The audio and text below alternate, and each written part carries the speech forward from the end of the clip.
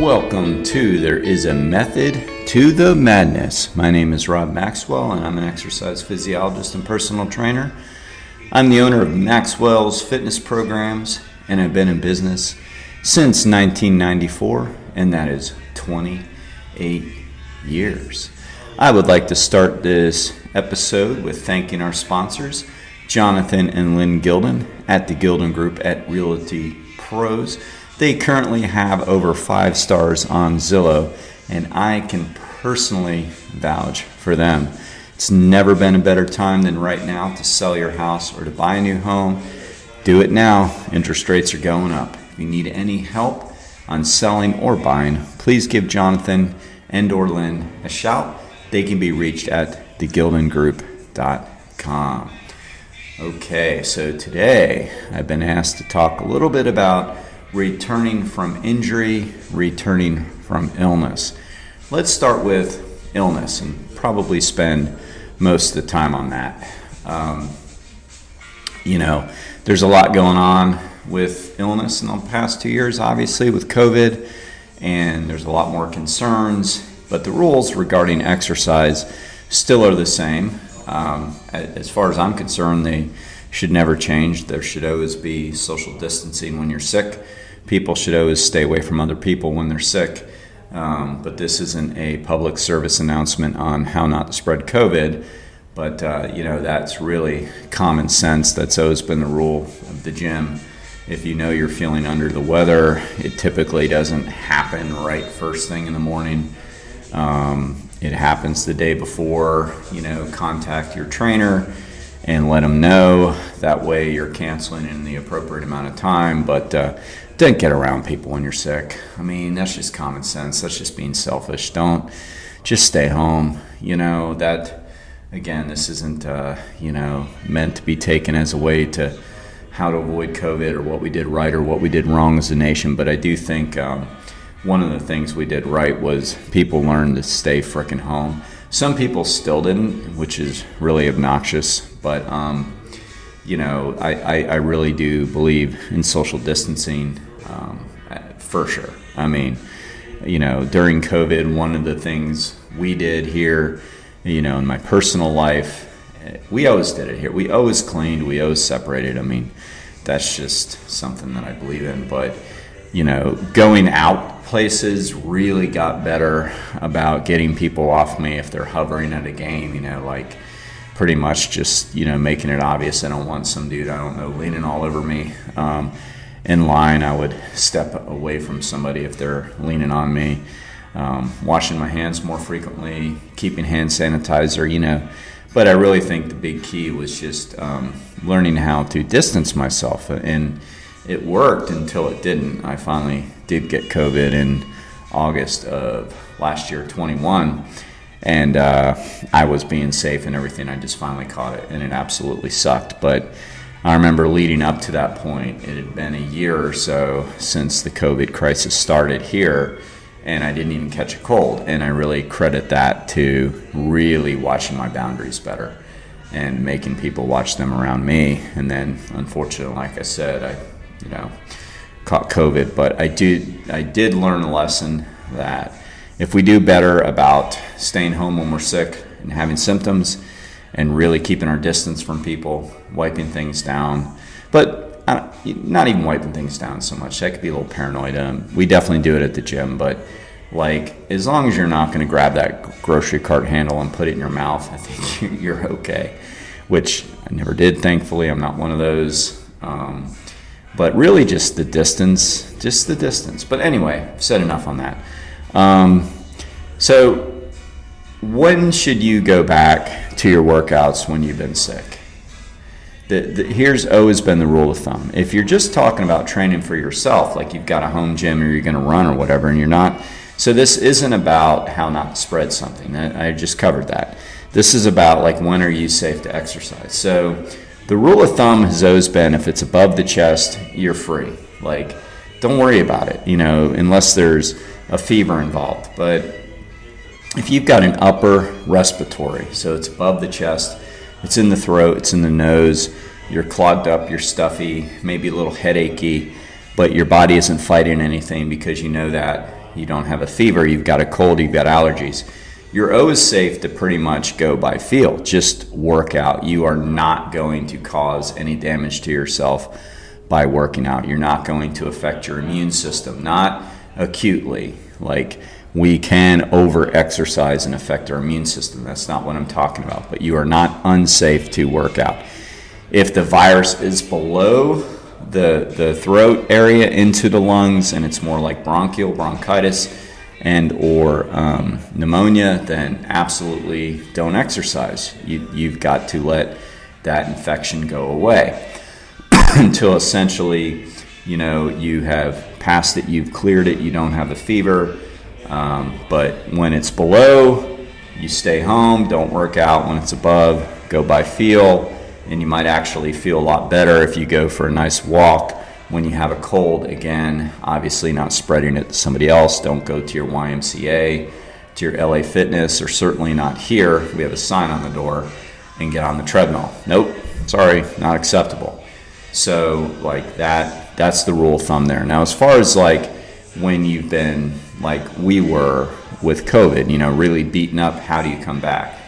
So the key is always know that anytime you've been sick, even if it's a minor cold or allergy flare, you're going to feel a little tired. You're going to have some effects, some ramifications from the virus or the cold. You're going to have some, so you're not going to feel 100%. As I've said countless times, as The Rock says, it doesn't matter how you feel. In other words, just because you're not pushing the exact same intensity you were prior to the illness, like just because, let's say you're doing 45-pound plates on the chest press and you're able to do that 12 times, and now you don't have any energy and you can only do it 7 times, does that mean you're less fit? Of course not. There's that famous Stoic saying, you don't step in the same river twice. I use it with fitness, meaning that you're a different person every day you work out. So if you're pretty much taking it to a certain limit that you have, then you're getting an effective workout. It doesn't, you can't be measuring every workout on results. Not every one. I mean, when you look at professional sports, let's take professional football, they play their best every Sunday, right? And sometimes it's every other Sunday. It's not every day they go to practice. You're not going to absolutely perform your absolute best every time you do something.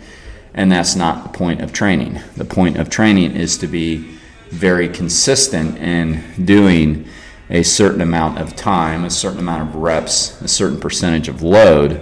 It's not to always be your absolute best. So, the first key is drop your expectations and understand that it's perfectly normal and acceptable that if you're not doing what you were, because we hear that all the time.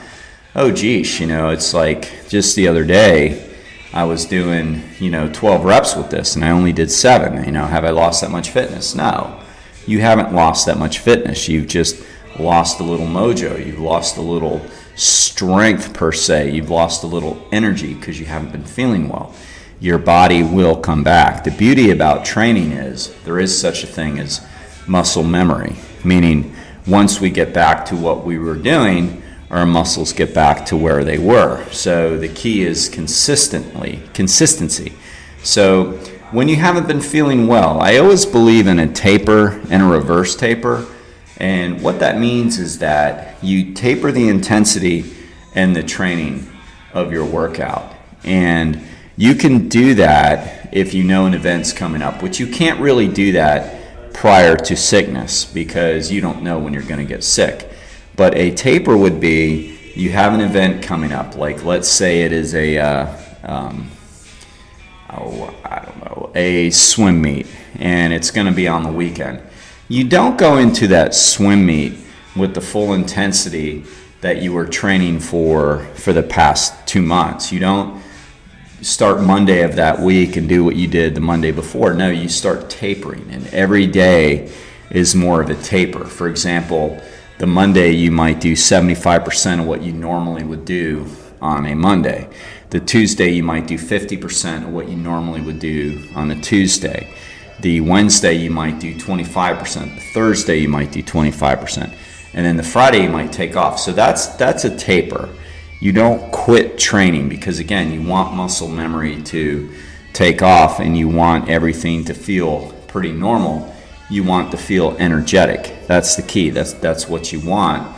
But, you know, when you're sick, you can't predict this. So I'm just explaining what a taper is. But you can do a reverse taper. So that's what you do to be your best. And we're taught through physiology that you really maintain the intensity, but you decrease the duration, because it's the duration and the volume that's always going to beat you up. That's what people have a hard time understanding. You know, say, let me go for an easy hour walk, you know, after I haven't been feeling very well.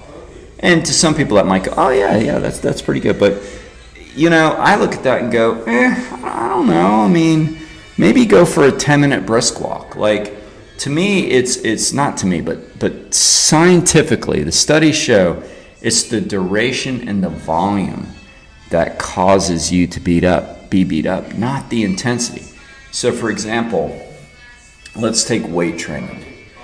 Let's say somebody does 4 sets of 12 at a certain weight. One person does 1 set, not really to a certain number, just to failure, to fatigue. But they do 1 set, and they go all out, but they only do 1 set. You know, which one do you think? I'm not talking about which one gets better results. That's a huge debate on that. I'm going to give you a hint. It's still the 1 set guy. But which one do you think beats you up? The answer is the volume guy. That's causing, even though you're not going to failure, that's causing more of adrenal fatigue, and that's causing more of a glycogen depletion and all these things that like really cut into your recovery. So the reality is that when people taper, they maintain intensity, but they cut back volume because everybody needs a certain amount of volume. How much? It's different for everybody. As you get older, you need less volume. Matter of fact, you have to do less volume. The guy that used to run hard 5 days a week is running 2 times a week, you know, or something like that. So you need, I would argue, maybe even less than that. But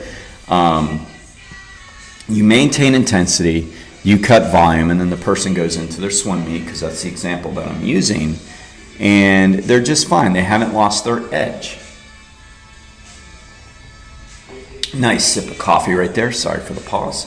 Been bouncing out a few of these this morning because we're going out of town, so I'm setting these up to be pre-recorded. So, getting back to the original question, I think you probably, based on the way I explained it, now understand, even without me having to say it. So, when you've been sick, you kind of do a reverse taper. Remember the old, it doesn't have to be perfect like that, but let's say you've been sick for 2 weeks with a bug, and we've had a lot of that. We've had a lot of people beat up with us upper respiratory, and the person that asked this question actually was sick for 2 weeks with a cough, not COVID, but a cough, and it knocked him out. He was fatigued. He had a cough. He had a chest cough. So he did take off. I think a good full week from us. Yeah, it was a good full week. I think it was a Friday to like the next Friday, but he rested even more. Like, he literally didn't do anything. So, you know, he was feeling like crap when he came back, and, you know, it kind of prompted this question. So, you know, we did with him what I'm advising, but the bottom line is, let's say you've been off for 2 weeks. So that's, you know, maybe you've done a little something, but you've been sick for 2 weeks. Just leave it at that. You've been sick for 2 weeks. So now you feel like you've got the juice, because a lot of it is how you feel like. Do you have the juice to do something? Yes. Okay, so you kind of reverse that taper. So you look at that first day working out as that 25% thing and say, you know, my workout's going to be a little briefer. Now, obviously, when it comes to personal training, there is a time obligation, right? And that's the sad part sometimes, because in this person's case, it's not like that. He totally understands and gets it and trains objectively, but you know, for some people it would be like, what, we're only working out for 15 minutes and you charge me this? It's like, so you can't do that. So you have to, you know, fill some time, unfortunately. That's just the way it is. But But let's say there isn't a money component to it, then, you're best to be like the 25% rule, So you normally do say, typically I recommend it's usually like around 21 sets per workout. It's usually like around 21 exercises split up either, among 10 exercises or 4. And that's like, I've seen a lot of studies that say like around 20 sets per workout split up among your whole body or whatever you're doing is pretty ideal in a 30-minute session. So there, I just gave you a little tip. You probably didn't know that, did you? But that's the controls I like to use. So let's say, that's the case. And so you say, I'm only going to do 6 because I haven't been feeling well. So you do 6 and you do, but you still maintain that intensity to the best of your ability. You might not do extra intensity stuff like a breakdown set. In other words, you go to failure and then you drop it 30% and then you go do more. No, that's not the best time to do it once you've been sick because your immune system is a little beat up.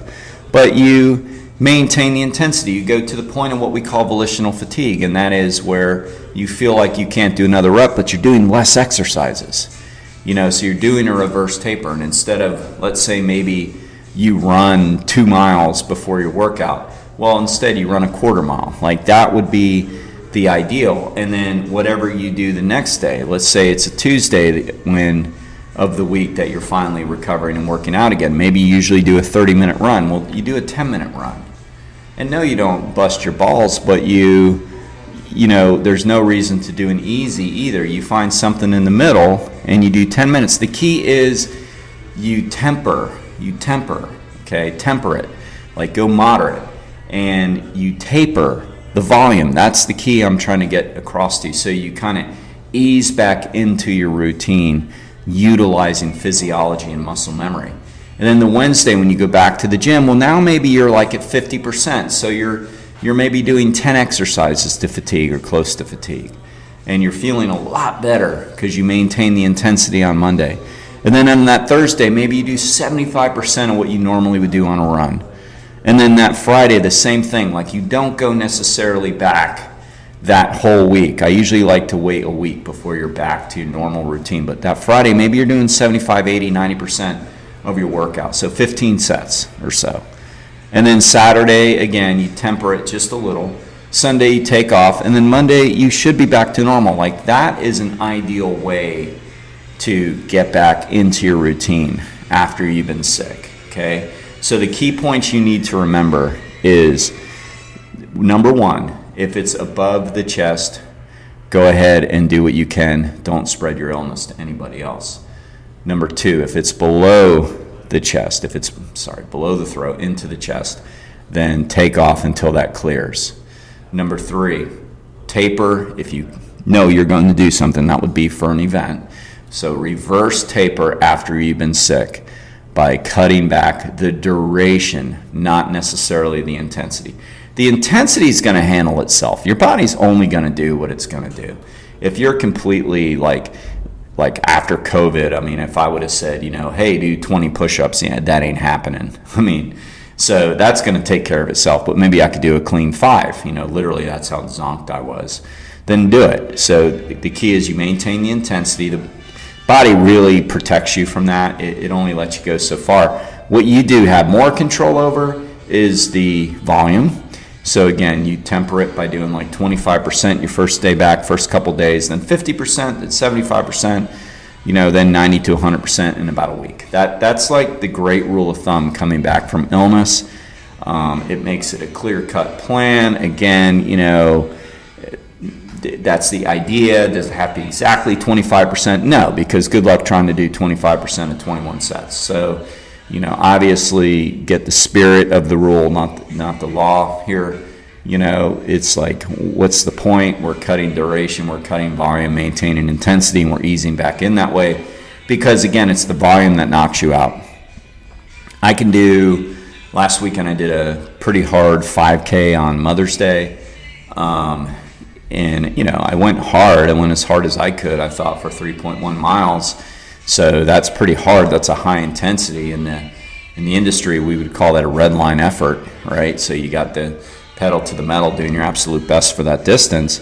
And I was good within a half hour. Like, you know what I mean? I mean, it's not like I felt like shit right afterwards. I mean, I did have to walk it out a little, grab some water, let my body temperature come down a little bit and all that. But like within a half hour, I'm like, you know, feeling I could have went and played tennis or whatever, you know, like my legs are good. But, you know, training for this Rock the Ridge we've been doing, my leg is 13 to 14 miles long. It's pretty long, so I've had to do some long, slow distance training going into it. And even though the intensity's low, a lot lower than it would be for a 5K, like maybe 2 minutes per mile slower or something like that, my legs feel like shit the rest of the day. And they're fatigued going into the next day because they're not recovered. It's really the duration that kicks your ass. That's the key. It's the duration that does it, the volume. Like, it's hard to recover from long volume. That's why it's so funny when people say I go easy. It's like, dude, there is no easy for 10 miles, okay? It's like if you would have told yourself that as a kid, you know, your parents, I mean, my God, I don't know how I get on these rants, but I don't know. I entertain myself.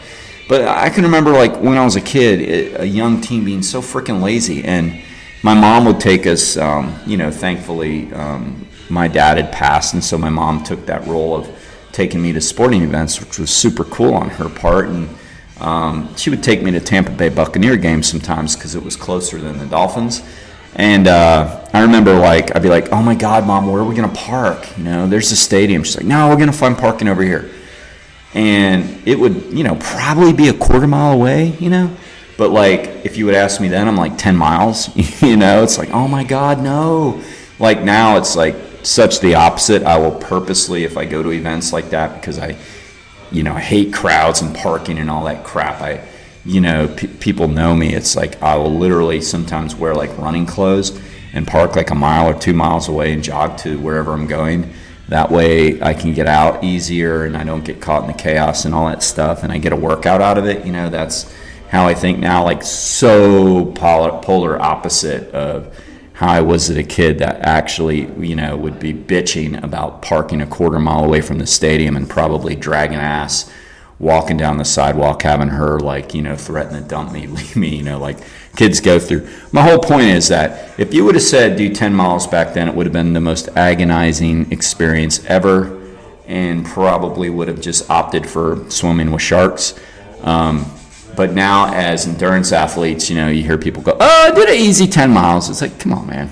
It's like our perception of what is easy has drastically changed. And I think we don't mean easy. I think what we mean is, like, doable mentally, because we know we don't have to hold the same intensity and pace. But guess what? Our body doesn't know that.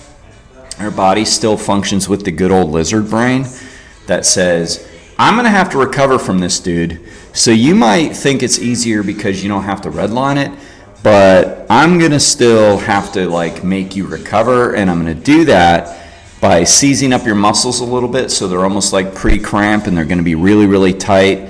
And I'm going to do that by changing some of your hormonal system to the point where you want to recover, sleep, and lay down, so you're going to feel a little depressed. I'm going to do all that to force you to recover. Literally, that's what happens because your body loves homeostasis. It's going to force you into recovery, what you won't do for yourself.